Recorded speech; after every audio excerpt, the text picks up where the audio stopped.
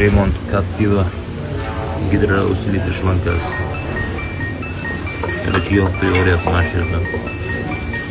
Farosga tegamiz. Buni ishlab qaytadan nima qilamiz? O'shatamiz bunaqasi qaytadan sotuvligini yo'q ekan topishdik. Siroj usta keldi, Siroj.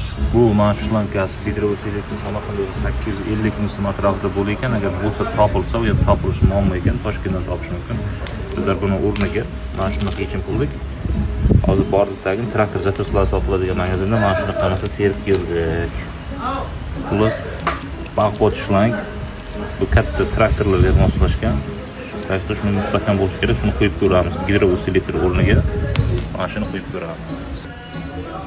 Bularda mana shu beramiz. Странные слова. Krishkalar polностью tozalanyapti. Qo'yishdan oldin hamma bezda yo'q, tozalanib oldi.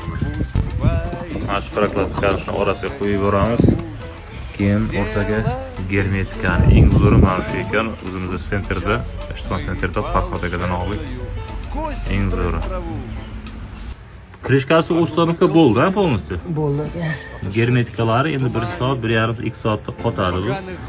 Gidrousilitrlarimizni ham tayyorlab bo'ldik.